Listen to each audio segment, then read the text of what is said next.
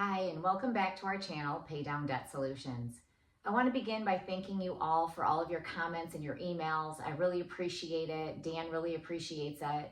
And it helps give us some direction too on what kinds of things you want to see. So what I would love to go over today with you is a little bit more in depth and detail because people ask me about my banking experience, what it's like for working for the banks and kind of understanding the whole banking industry somewhat. So I'm going to do that for you today, and I'm also going to go over the importance of a good credit score and credit cards, because these seem to be like everybody's Achilles heel, right? Are these credit cards that they get themselves in trouble with. And so people are often, kind of baffled and want to understand a little bit more about how they can use their credit cards to help get them out of debt, which you absolutely can through the pay down method and through Velocity Banking. So I want to give you guys, again, I love to go into my background somewhat so you guys understand exactly where, Dan and I are coming from. I was, we are business owners for one, and we have been business owners for many years, but prior to me owning a business, I was a banker, and I was also a branch manager for one of the banks out there. And people ask me all the time what bank, and I'm not really going to say, but I will tell you it's a big blue bank, so you guys probably gives it away right there. So anyway, my banking experience, right? So I was a banker and a branch manager, and I worked in the banking industry for 13 years until I had my kids. I had my son first, and I was still working as a branch manager. And then just the hours kind of got ridiculous. So that's when I got into running my own business and, becoming a business owner so that I could work from home, or as much as possible work from home, and then, continue on with our family. So what I discovered as a branch manager, and in working for the banking industry, once I learned about Velocity Banking, I realized that the way that I had been going about my own banking for many years was completely wrong, So completely wrong. I knew that there were these great tools out there that the banks had for us to use, but we didn't use them properly.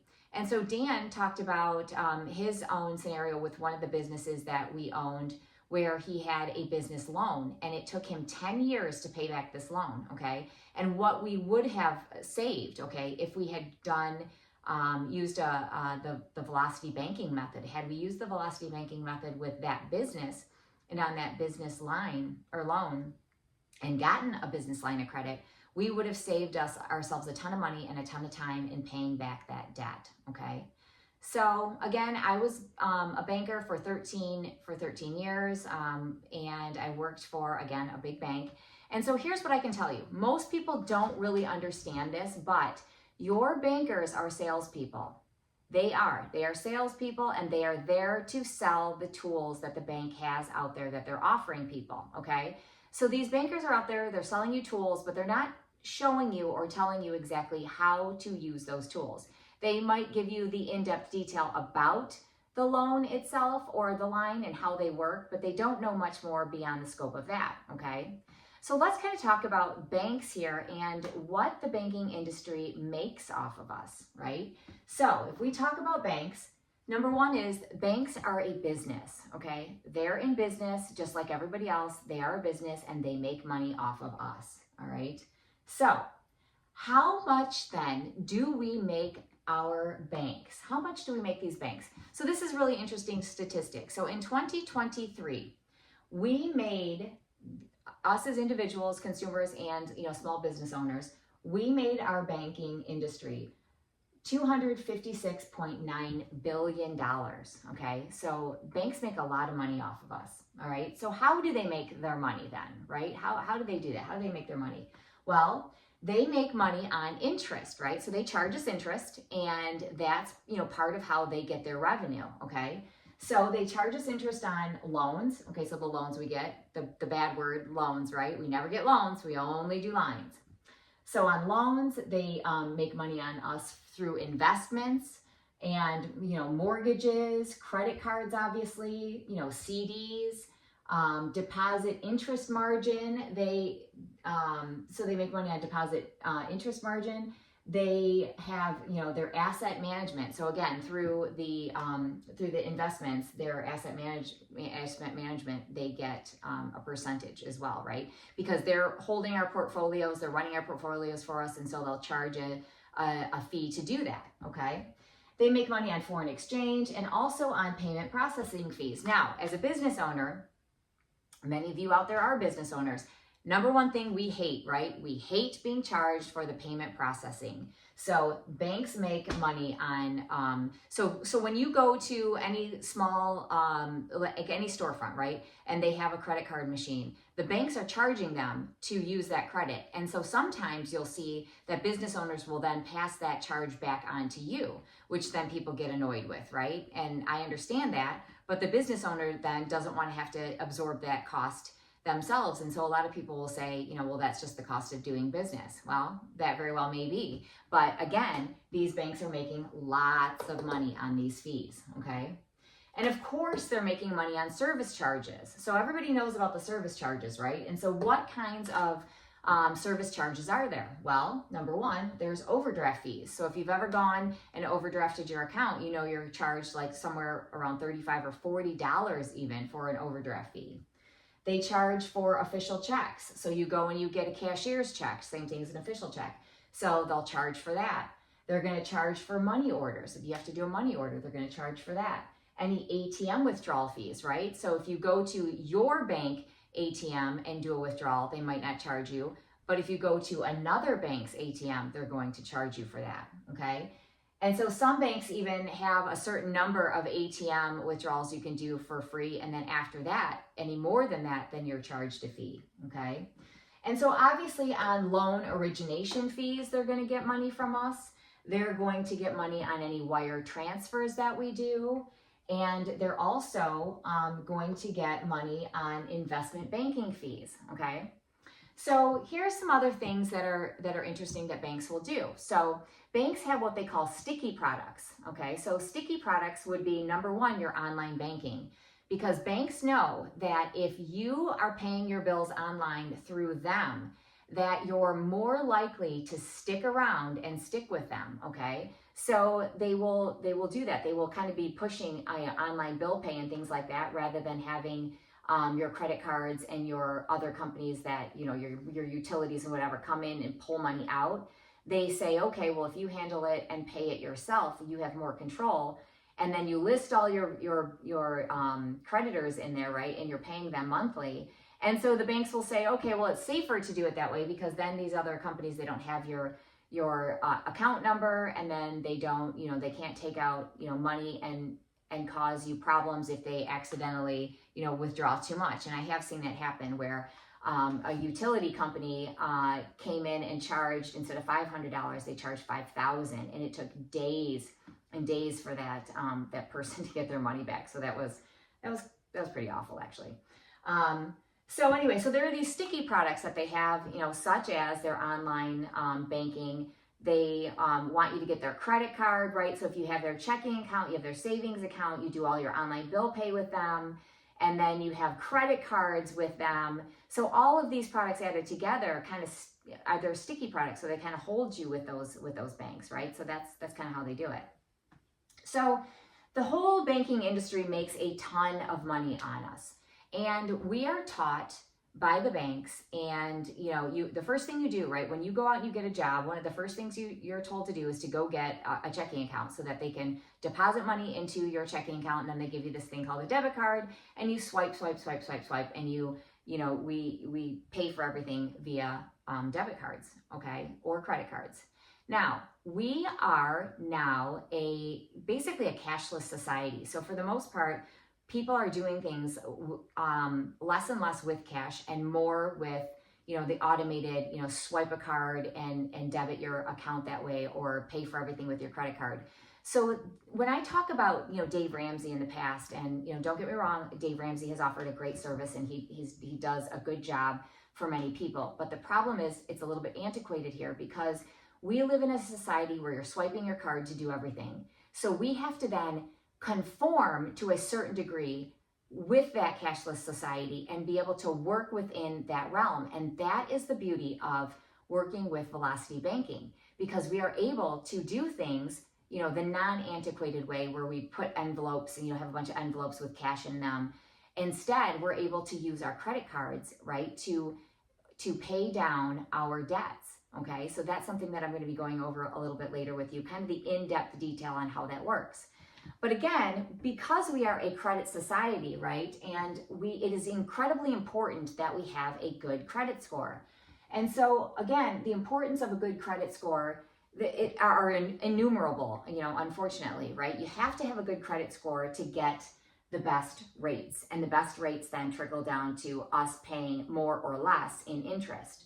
So we live in a credit society, we know that, all right? So having a good credit score is important, and that's why I tell you, when you're faced with lots of debts that you have out there, to steer clear of these, debt consolidation companies that want to offer these debt plans for you. Because the number one thing and the first thing that they're going to do is they're going to tank your credit in order to help you, pay down and negotiate your debts for cheaper. Absolutely, they're going to negotiate your debts for less. They will do that, but they will destroy your credit in the process. So if you're on the fence and you haven't completely destroyed your credit yourself yet because you're still making your payments, it's just really, really tight, this is where we can come in and help you. And this is where, Velocity Banking and the pay down strategy will help you without question, okay? So number one, you don't want to do that. Please don't tank your credit and don't go into these debt repayment programs where you give money monthly to them to go ahead and, help you get out of debt, because they're not really helping you at all right?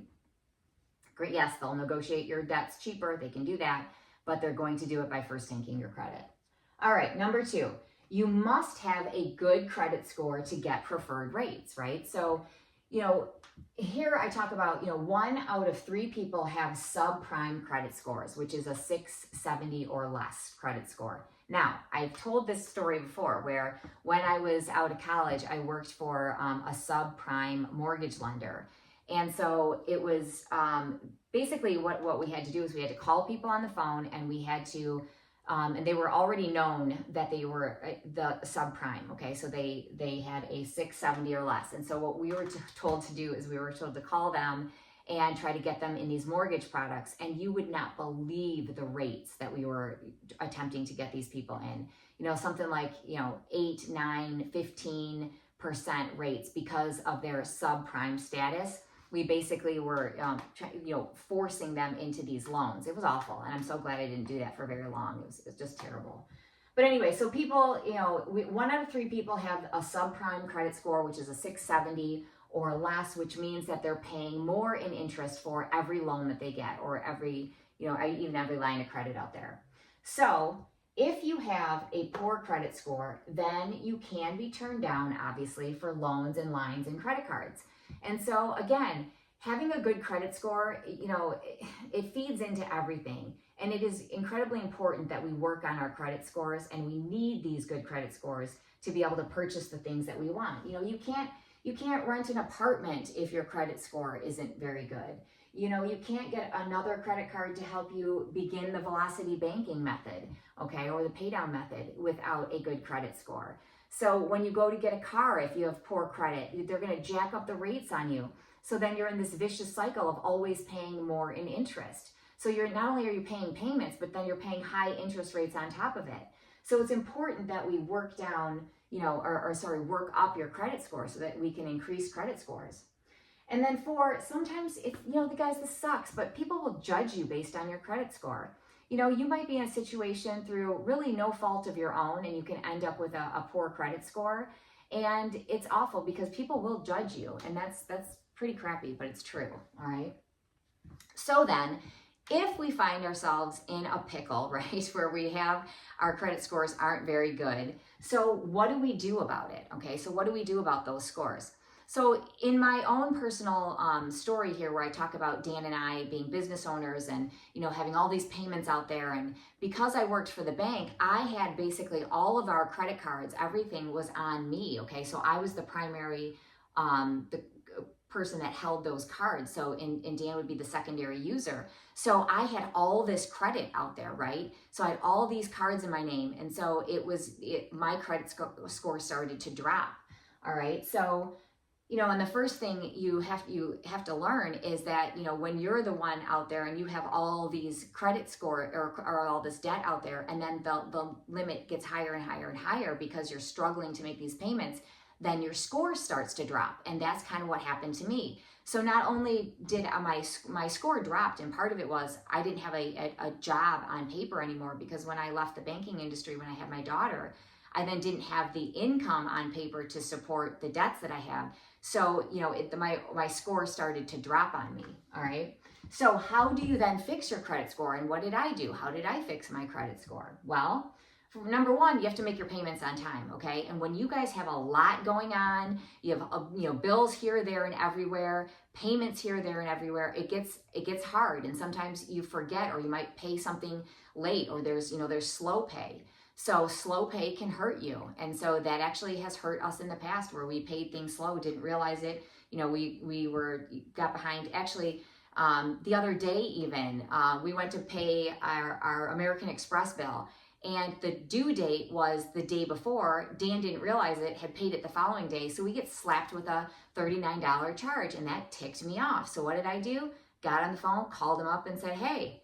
So, and of course they did what they should do, and they reversed that for us because we pay everything on time. But it was like, one day you get busy, you forget about payments, you forget about things, and we should have had an automatic payment going on, but we hadn't set that up. So, Dan went to pay it and then paid it a day late, and that's what happens. You get a late fee. And then what happens too, a lot of times, is if you have a late payment like that, even by one day, they will jack your rate up. So if you're at 21% interest rate, all of a sudden you see you're at 29% interest and you can't figure it out. That's unfortunately what happened, because they reserve the right to do that, and they can, and they will, and they do, trust me. Okay, so make your payments on time.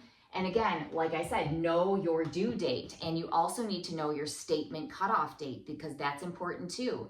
All right, and that comes into play when we talk about this one down here. Okay, so number 2, make more than your minimum payment on your credit cards if you can. So if you can make more than the minimum payment, then you guys need to do that. If you can't, that's okay, because there's other ways we can work with that. Okay, so we can help in other ways, plus do velocity banking.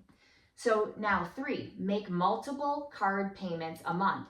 So if you are trying to fix your credit score, number 1, slapping your income against the credit card like we teach will definitely help, because you're reducing that balance. And every balance reduction that you make on your credit card or your line of credit or your loan, that's going to help increase your score as well. And again, even with the loan, even though I don't like them, right? I talk about that all the time, don't like them. But if you make an overpayment, right? So if you pay more on that loan, and then again, tell them it's for principal, that will help you as well. That will help your score. So again, make multiple card payments a month. So here's an example. So if you owe $200, okay? So if you owe $200 a month, you can break that payment down into, let's say, 2 payments a week, okay? So if you broke it down into 2 payments of $25 each week, if you go ahead and do that, then you're paying your $200 that you owe, but you're hitting that card more with income. And so that also can help you raise your credit score really fast. So that again will help you as well. And I actually did this, and it does work. I test all the time. I do these little tests for you guys all the time, just to see what kinds of things work and what doesn't work. This does actually work, all right? So number 4, leave some available balance on your credit cards, okay? I know it's really hard when things are really tight and you've got everything pretty close to maxed out, but once we show you how to do the velocity banking way, the pay down way, start to leave available balance on your credit cards, because when you have availability there and you don't have everything maxed out, again, that's obviously going to help raise your score as well. All right, so number 5, use the pay down strategy, right? So use velocity banking, use the pay down strategy, Make sure you make micro payments though, okay? So this is the one thing I really want to go over with you guys is when you're using the pay down strategy, and I will show you an example here, a live example of, again, going through it slowly on how to do the strategy. But make sure you make, especially if you're going to do this on credit cards, right? If you're using the strategy using credit cards, I want you guys to make micro payments to your card, because if you slap down an income chunk on your card and you haven't been doing it prior to this, it is possible that the card will, that the credit card holder will lower your balance. I'm sorry, they'll lower your available limit. So you have to be careful with that. They can do that. I've seen it happen. It doesn't happen, I haven't seen it a lot, but I have, heard that it is happening out there. So I would rather you guys, make micro payments to your cards first if the balances are really high. So what does that mean? So that means if you get your direct deposit comes into your bank account, right? Because that's where they put it. And then instead of taking every penny out and putting it against your card, try doing, maybe $50 a couple times a week or $100 a couple times a week, depending on what dollar amounts we're working with. Just make multiple payments a week, and you're reducing your balance as well as, you're still making your charges. So if you do that, then you kind of see the reaction of your credit card company, and you'll know. I know that there's an algorithm that they base this on. So if they see a large payment come in, that's when they could potentially lower that limit for you. So if you start out with doing velocity banking, the first thing you guys need to do is start with the micro payments first and see how the card then reacts to what you're doing, okay? So again, another way to fix your score right is simply the pay down strategy. So the pay down strategy helps you increase your score as you work your strategy.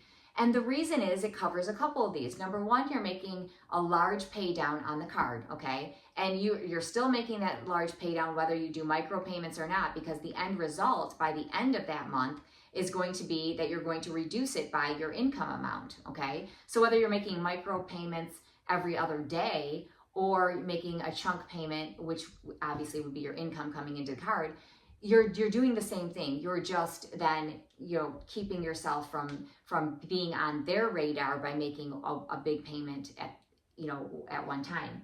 So that alone helps you, right? And so when you do the pay down strategy, again, that big payment that comes in is dropping that the amount you owe.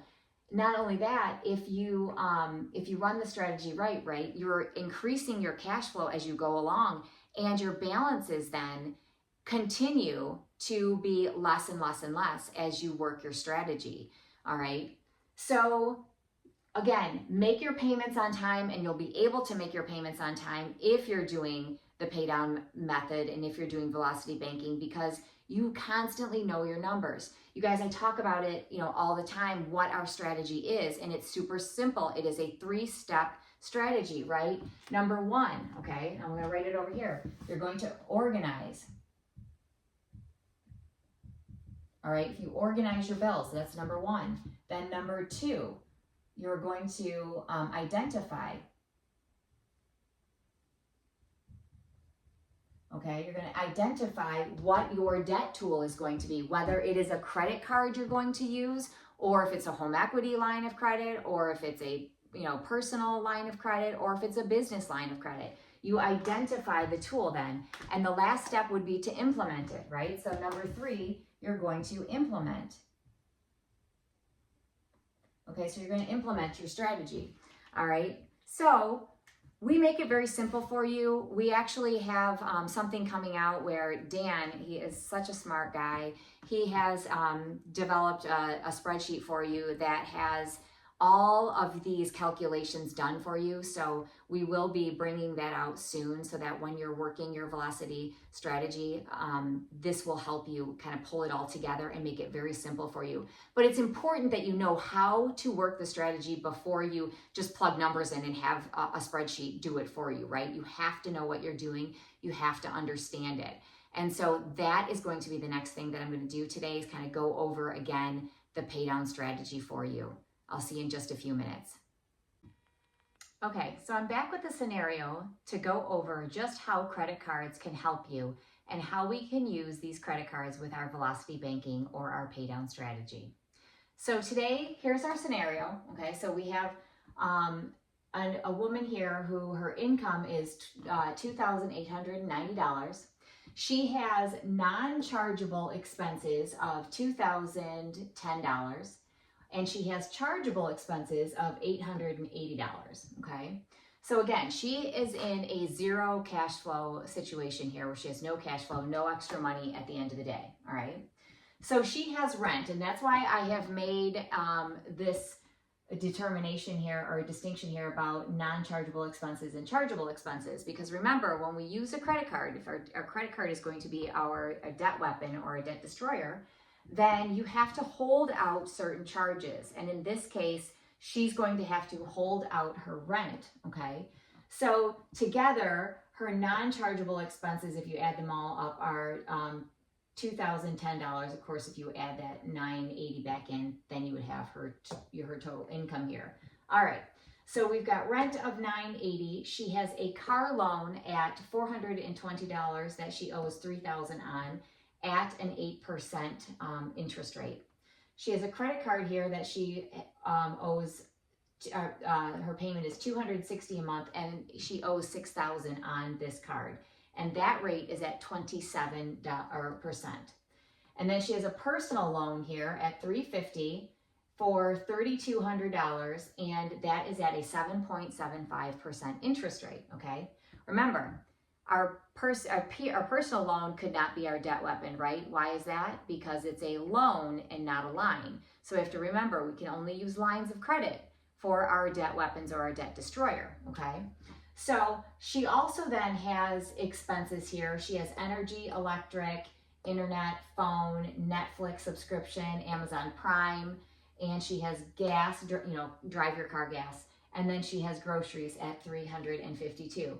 So if you were to add all of these up, those are her living expenses. And those living expenses equal $880, okay?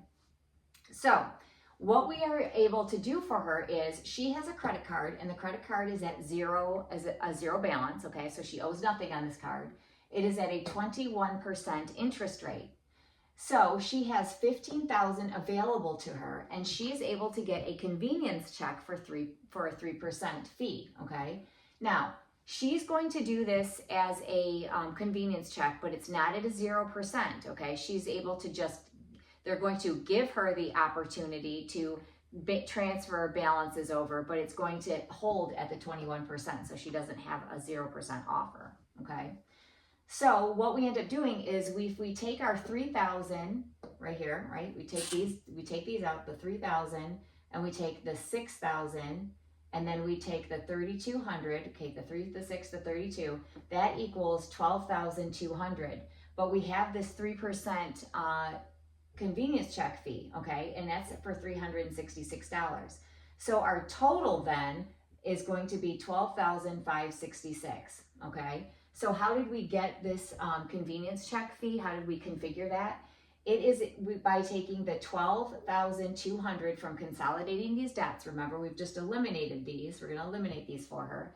And we multiply that by 0.03, right? That is our 3%. And that equals our $366. So right here, okay? Now, then we say, okay, so she's able to take, this is going to be our starting balance, the $12,566, okay, starting balance here.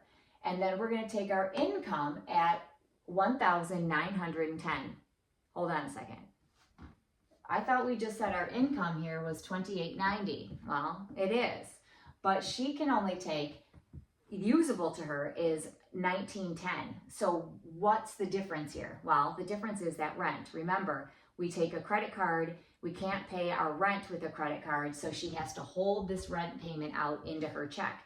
And that's what she's done here. And so the math on that is we take our $2,890, we minus our $980, and that gives us our $1,910, which is our usable income that we can then use to bring in and park right into our credit card for her, okay? So here she is, she starts, this is month one, she brings her income in at $1,910. Her balance is then, oh, forgot a comma here, gotta make Dan happy.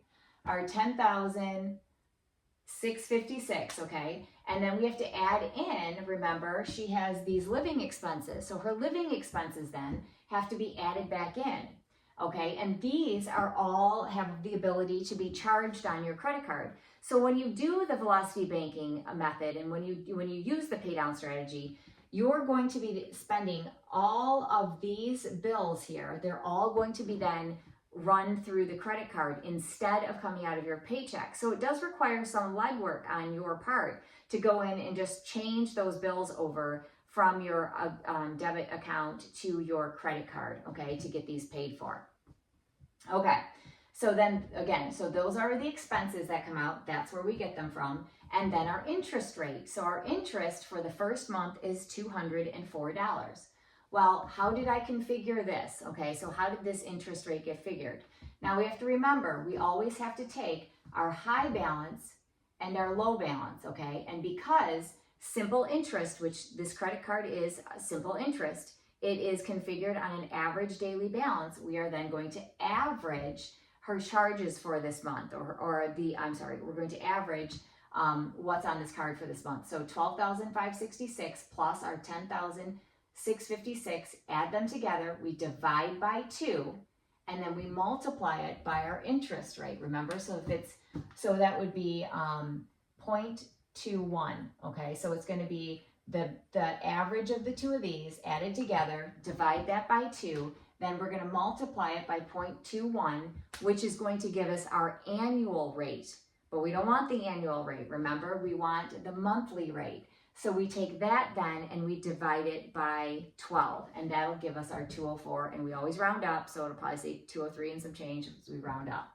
Okay, so then again, so here we are getting ready to hit month 2. We've got $11,740 is what our balance came back up to after these charges were added back in, or these expenses. And so then she paycheck parks again, so $1,910 comes back into the account, and then it drops her balance to the $9,830 a month. Now remember, I talked earlier, I said every time you make a significant chunk down on that card, you're then helping yourself by increasing your credit score, right? So every time she makes these payments, she's going to increase her credit score. Now, we had the conversation with her, just like I told you guys earlier today, that she may want to do micro payments to the card. She forgot, okay? She forgot to do her micro payments. Turned out fine for her, so she ended up okay. But I do want to make sure you guys start out doing micro payments for that first month at least to see how the card's going to react, maybe the first couple months. Then after that, if you want to do more and more and more, go ahead. But just be careful with that, okay? So, forgot her micropayments, worked out okay for her, right? Okay, so here she is, month 2, we're at $9,830, expenses come back in, plus our interest, and then that brings our balance back up to $10,899. Our paycheck comes back in, we park it, so now we're at $8,989 for month 3. Then you add back in your expenses, you add back in your interest, we are at $10,044. Our income comes back in at $1,910. So now we've dropped our balance to $8,134, but then our expenses have to come out. And so we're back up to $9,174, okay? Here we are month 5 at $72.64. Expenses again have to be added back in, plus our interest. We're at $82.88. We come into month 6, we're at $6,378 plus our expenses, plus our interest. That leaves us at $7,387. Again, dropping it by our income as the income comes in. We are now at $5,477. So 6 months, we're back at $5,000. So we've dropped our card to $5,477 in 5 months. 6 months worth of time, right? Having no cash flow to work with. Now, why does this work? So why does this work? This works, and the velocity banking method works because when you take care of these here, okay, these expenses here, we took care of this, and so these payments are gone, okay? So these payments are gone. She now has these back as cash flow, okay? So that cash flow is what's working this balance down. It's not magic. It doesn't just magically drop. You're giving yourself cash flow. You're gaining cash flow by getting rid of these payments, and then you're putting those essentially into this card, and she's still living. She's still buying gas. She's still, has all her living expenses. She's still paying all of her bills. She's doing nothing different, okay? Nothing different, but acting different with her money, okay? So she is just changing how and where she puts her money. And that then is what alleviates this for her and gives her the cash flow, okay? So that's why she's able to drop her balances, okay? In month 6, she's half of what she was because she's gained that in cash flow and worked that balance down. All right, so month 7, month 8, month 9, again, we carry it on, carry it forward, carry it through. So she's here at month 10, she's at 2678. Month 10, she's at 3622. Here comes month 11, she's at 1,712. But you have your expenses and your interest come back out. We're at 2639 in month 11. So here we are, month 12, and guess what? She's done. She's paid off. She's out of debt at this moment in time. Now, the only thing she has left to pay, because we've taken care of all these debts, her rent is the only thing that she has left that she has to pay, right? And her expenses. So rent comes out, expenses come out. So that leaves her then with, we freed up 1,030 for her. That is cash flow. That now she can do whatever she wants with. She can save it. She can invest it. She can buy gold and silver with it if she wants to. She can do whatever she wants. She could spend it on, save it up and go on lavish vacations if she wants. But now she has that ability. See, you guys, remember, we offer you choices. You guys, it's up to you guys to make those changes. All she did was changed what she did with her money, and that changed her entire situation. Here she went with 0 cash flow, couldn't do anything she wanted to do, with a bunch of cash flow now that she can do everything that she wants to do. This is why velocity banking works. Again, it's because you're freeing up that cash flow. She's done in 12 months. She's paid $1,433 to do it, but it's worth it. At the end of the day, it's worth it. Thanks for watching, guys. Remember, we'd love it if you liked and subscribed. Only if we're bringing you value, though. Have an awesome day. See you soon.